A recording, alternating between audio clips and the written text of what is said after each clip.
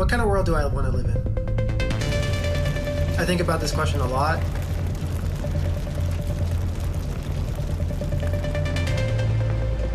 For our generation and for specifically my group of people, which is refugees, the circumstances might dismantle any vision of the future that we have. You're trying to rebuild, you're trying to make a future for yourself, and then the climate-related disaster comes and you start again.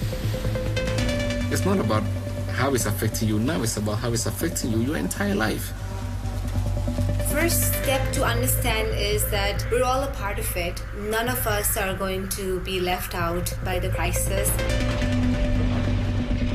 We're at a stage where if we don't act now, really there won't be very much left. There are generations that will never see certain things that we grew up seeing in real life. We have to start treating this like the emergency it is.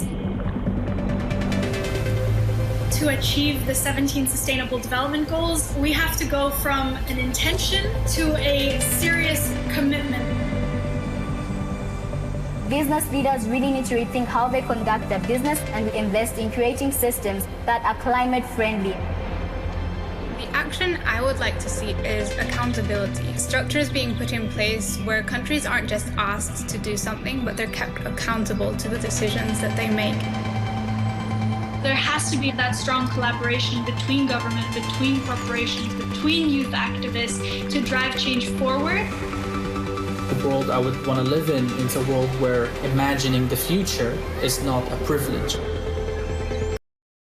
I live in a world where people do not give up on hope that a positive change is possible.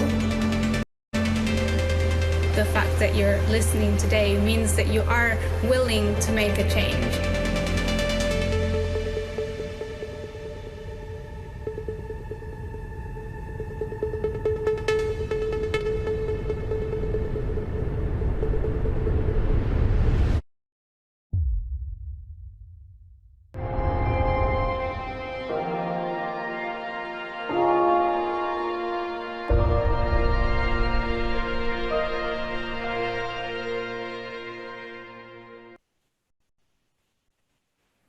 Hello, everyone, and welcome to the World Economic Forum issue briefing, How Thinking Circular Will Transform Economies.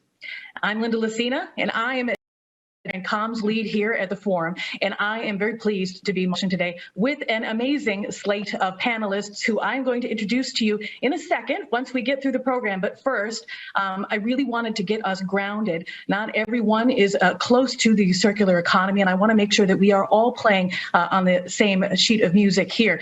The circular economy is a way of approaching production and consumption that eliminates waste, and this is going to require a system-wide rethink of everything we do, how we make things, how we use things, and that is a change that critically cannot happen unless our economies change. And that's what we're going to talk about today, because we cannot fix some of the biggest problems with the climate unless we fix our economies. And so to get us grounded even further on this, I have a short poll to set the stage, and they're going to set up a link right now in the chat. Please take a look at your in your chat right now, click on the link, and we're going to go through a little poll. They can pull that up right now in our Slido. Please feel free to do that. The first question is for this, energy efficiency and renewables can tackle 55% of global emissions. The question is, circular economy tackle? This is sort of a question. We're all more familiar with renewable energy and energy efficiency, but we don't talk much about circular economy. Take a think on that. All right, very good. The correct answer here is 45%. So those of you who did that, you get a gold star. It shows you the massive opportunity that there is with the circular economy to tackling the biggest problems of our lifetimes. Let's go to the next question now. The next question is, what percent of the global economy is currently circular? We have three options here: 8.6, 33%, and 60.7%.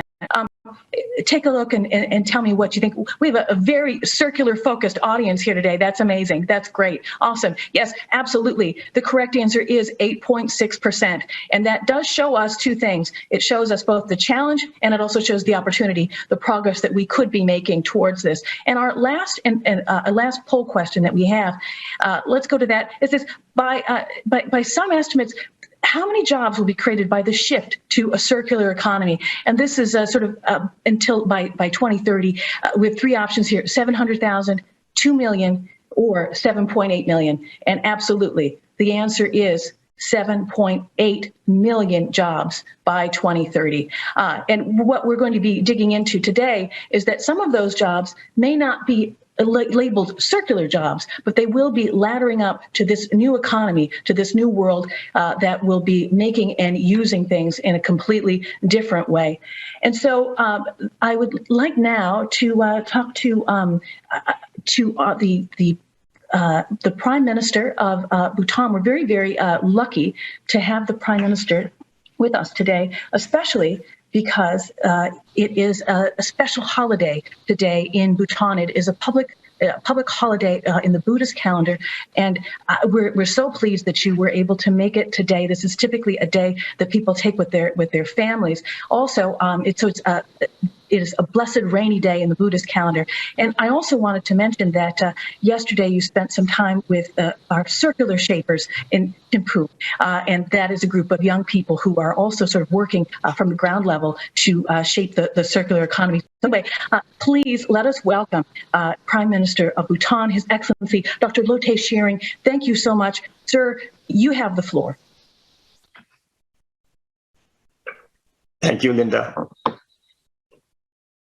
Excellencies, ladies and gentlemen, and everyone who are listening and viewing us online, very good afternoon from a land of happiness, I would say.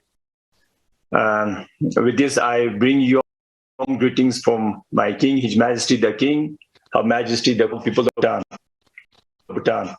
As Linda rightly said, today we are on a public holiday, and we consider today a very, very special day in a year's calendar, because today we consider all the waters in the country is blessed, and in the manner we use that blessed water, we feel purified externally as well as internally. Now, I really don't know how much link can we all make with this holy water holiday in Bhutan to the circular thinking that we all are going to talk about today.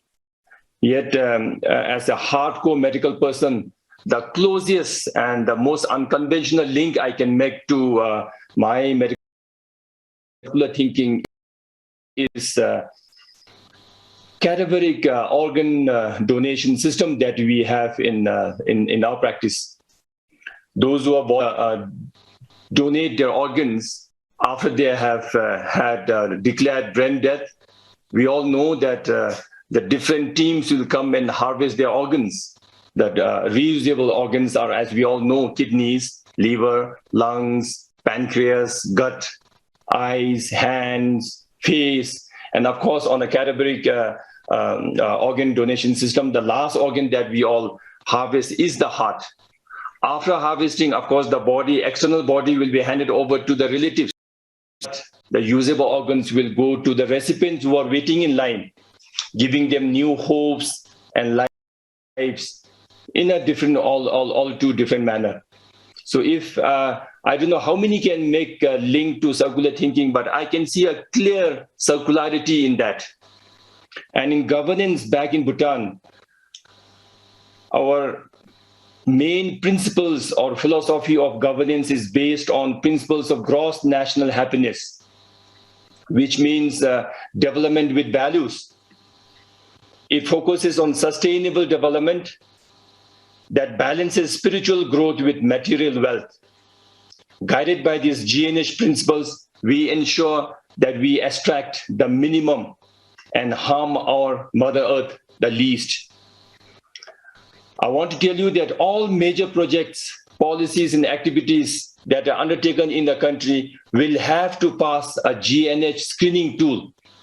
And as the chairman of the commission, I'm telling you that it is not easy to pass that test, because the screening tool will measure community vitality, positive psychology, preserving our nature, preserving our tradition and culture. All those components are taken into consideration. And we do not consider economic viability of the project as number 1 or 2 points. So it is very, very difficult to pass that test. And then we also know that, again, the experts here will have to try to link what are the little random examples I'm giving here to the circular thinking or circular economy that we are going to talk about. The other principle that we all value very highly in our country is the tourism policy. Bhutan to tourism. We are a very small country. Our tourism policy, I would say, is the shortest, but probably the most profound. Only says high value, low volume. By that, we are very sure that we do not look up to tourism as a source of revenue generating activity. We want tourists that will value us and we want tourists that we can learn from. By that, we ensure sustainability in itself. So I see some circularity in the wisdom of our tourism policy. Similarly, many listeners here might know that though a resource-constrained country, the major share to our economy comes from hydropower, which we all know is renewable. It's almost run-of-the-river mill, so that is also renewable. Our constitution, which many may not know, mandates us to keep at least 60% of the country under forest cover. And currently we have 71%. And 51% of the country is protected further by law as corridors, national parks, biodiversity centers, which will ensure the legal protection to maintain it forever. At the same time, we also have a very innovative way of maintaining and functioning that. We want to ensure the viability of the protected area on one side. On the other side, we would like also to make sure that the livelihood of the people residing in those places is also taken care of. So on that, we have a royal chartered innovative financing mechanism to ensure its sustenance forever. So those, I would say, are the little things that I can share with my experts. And these things I'm saying that these are the macro framework of the circular frame that we all talking about. Within that bigger, I think the minor circular economies or circular, but on that, the of the product designers, consumers pattern, mindset of the consumers, and the innovative capacity of the entrepreneurs that must follow to make everything circular. I leave it up to the experts who will be following after my talk. All these major examples that I gave you are the visions of our His Majesty the King for this country, with whom all Bhutanese have an unconditional, profound, I would say, a genetic link with him. We all unconditionally believe and respect him. He is truly a leader for us, all because of His Majesty's benevolence and care for us. We, as a resource-constrained small country, managed to fight this pandemic in a very efficient way. So I thought these are the side effects of profound circular visions that our leaders always had in Bhutan. So on this note, without taking much of your time, I would like to conclude by saying that the whole world now is looking forward to going on to the new normal after the pandemic or coming out of the pandemic. I would like to request all the thinkers, movers and shakers, leaders here to use this pandemic, coming out of the pandemic as a reset button to bend the traditional linear pattern of our consumption and economy into a bit more circular pattern, so that when we come out, we just don't come out of the pandemic medically, but we come out of it in a wholesome manner and then go very circular from hereafter. So with this, I'll be excited to listen to the panelists and see what all take-home messages I can take and use it in my governance. So thank you very much, Linda, and thank you all the listeners here. Thank you so much, Prime Minister. And I really connected to a lot of the things that you said, including the fact that we need to make these pipelines, because that's the way that we're going to be making sure that we're baking in circularity in the years to come. And that's so important for innovation and also that idea of mindset. Thank you so much. I really appreciate it. We are going to now shift to our other panelists here. And these are two folks who can kind of show us how circularity is going to be changing on sort of the business end, on innovation and in sort of even manufacturing. And so my two esteemed panelists that you guys are lucky to hear from today are Dr. Lim Jue, the CEO of SG Innovate, and Sucheta Govil, the Chief Commercial Officer at Covestro. Thank you both for being here. Thank you, Linda. Very good. I would like to start with Sucheta. Sucheta, when we talk about the economy and the way that it has such a responsibility to changing the climate and how we can't really, the important role that has, why aren't people really talking about this enough. Why isn't the idea that you can't fix the climate unless you fix the economy more widely understood? Firstly, I think, Linda, you raise an extremely interesting question. The economy and circular thinking, climate or climate neutrality is intrinsically linked. If you look at it, one needs for the economy to move incentives for a far more climate positive world. A few do exist, but largely they are not in place. Some of these incentives need to create a wide range of disruptions. This is the normal that we need to start getting used to.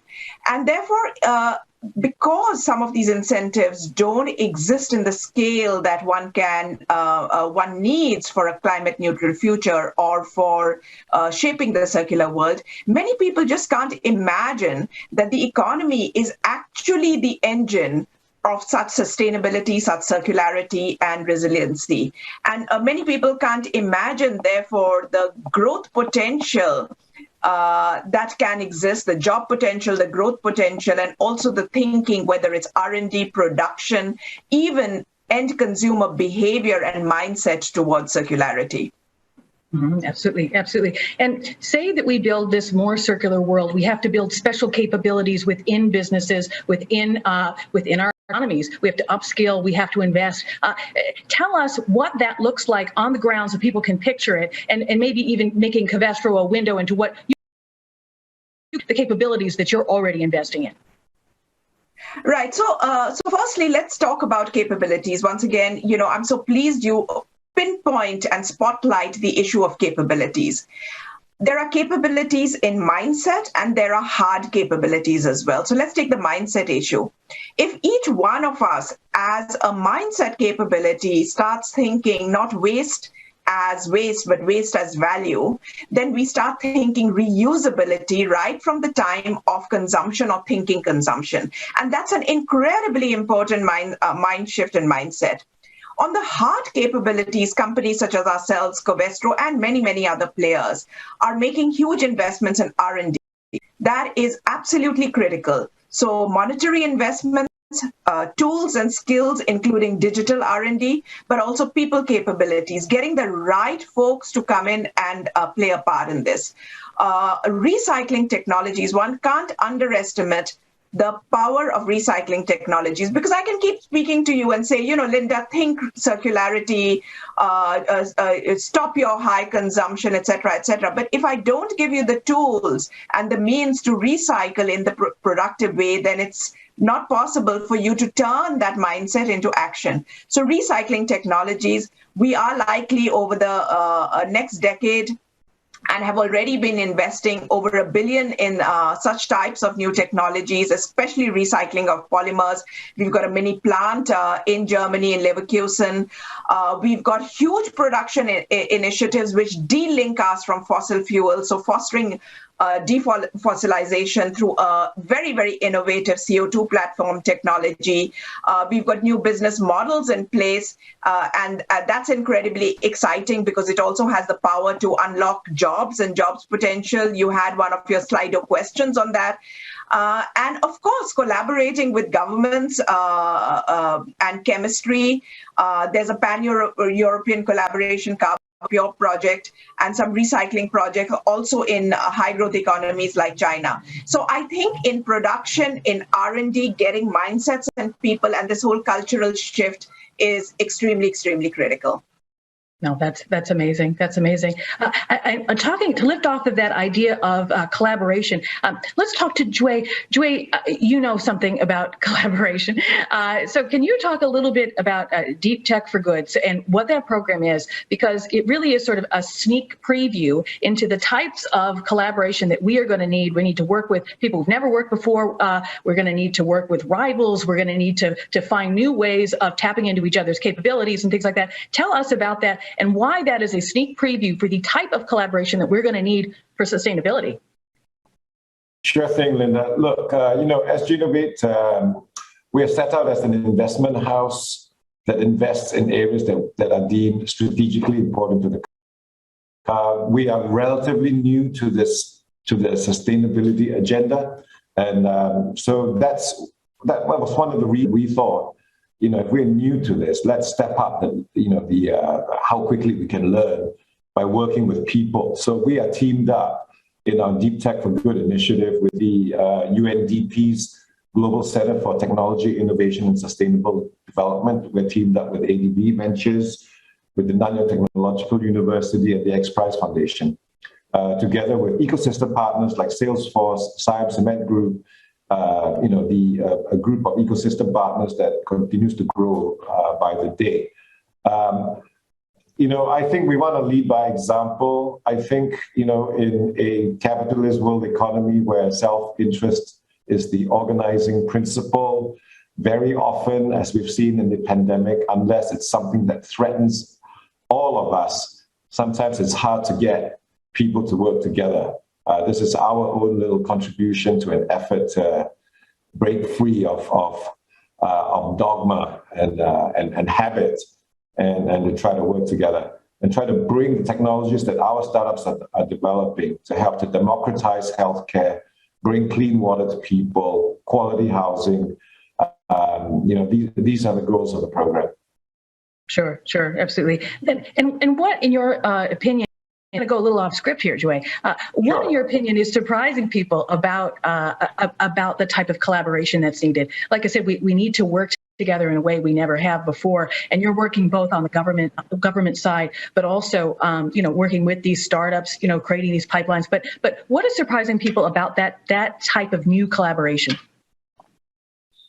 I'm not quite sure what you mean by surprising, but I think it's been fairly effective. I mean, we do this across the board. UNDP is one such collaboration. We're also trying to bring big companies to work with small companies to address issues that are, if not entirely circular, at least important adjacencies to the circularity agenda.